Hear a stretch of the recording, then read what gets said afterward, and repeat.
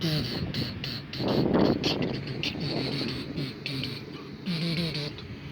Dad's Report channel 108, the only channel you need to watch the channels you see, except the channels you watch, the channels I see. Not here to impress, not here to express. Today is Tuesday, 10th of October 2023.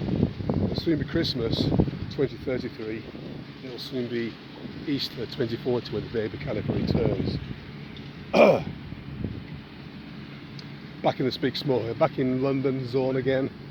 It's a balmy October day. It's got topless. It's pretty hot and sunny down here. A bit different from Northern Ireland. Northern Ireland was warm actually, but it's cloudy most of the time and humid but cloudy. But yeah, it's all good. I'm on the I'm Putney Heath football fields here.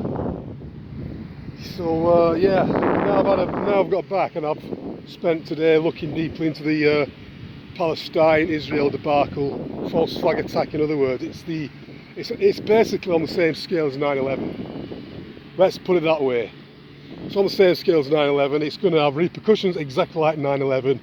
This shit show is really going to cause things to spiral out of control, you know, big time, massively.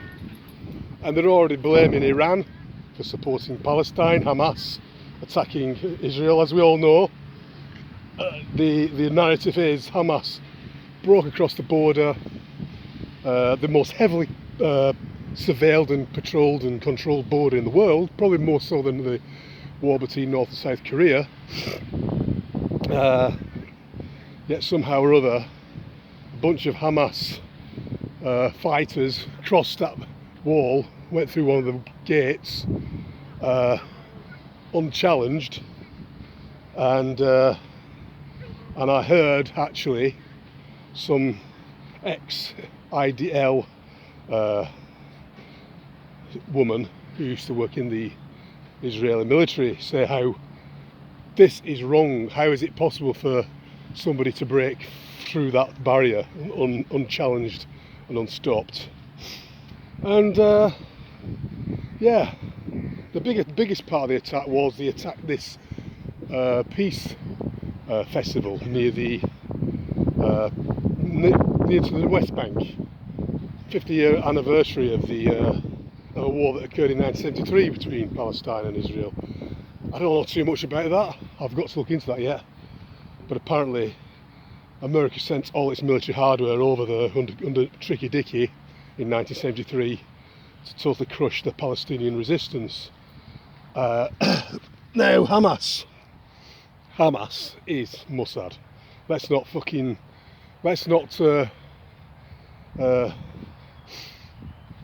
sugarcoat this. Just like ISIS was Hamas and CIA, just like 9/11 was done by Mossad and CIA. They're all interlinked. MI6, CIA. I mean, I've just been in Northern Ireland, and I want to talk more on Northern Ireland in a future video soon. But there's still tension there's still visible tension between the Catholic and the Protestant communities there.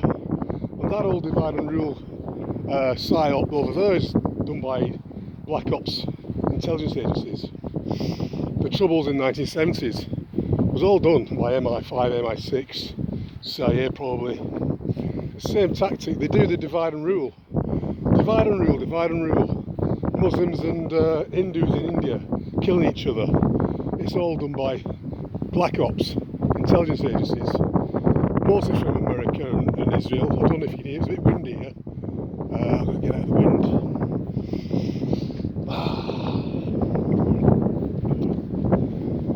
wind. So can you hear me better? So this hedge is over here.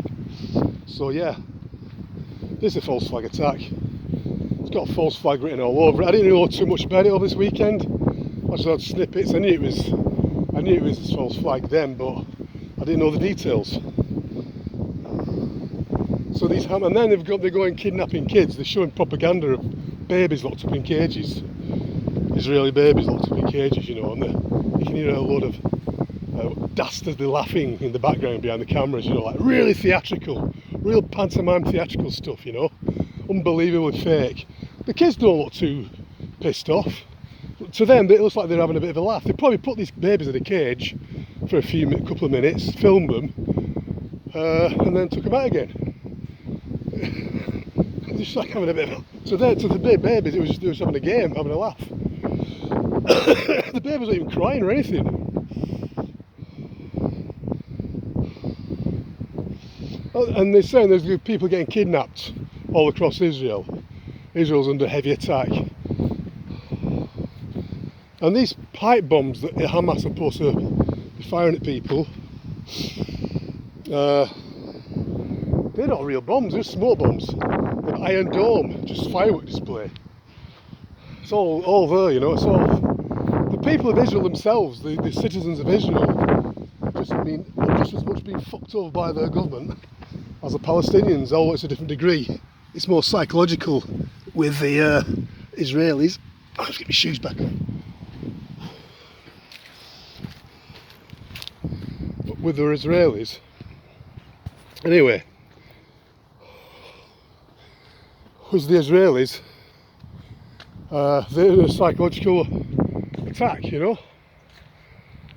They're being fucked over big time by their own government. There was a big protest just over a week ago against Netanyahu. They got smashed during the scamdemic. They were forced to get vaccinated or else they couldn't participate in society. It really was a big, massive fucking psyop, you know, against them by their own government.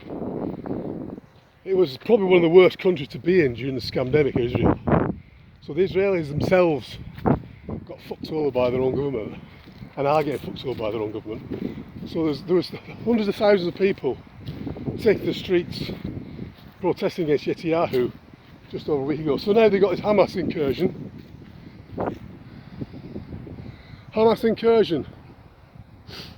You know, it's a bit of a coincidence. That'll distract them.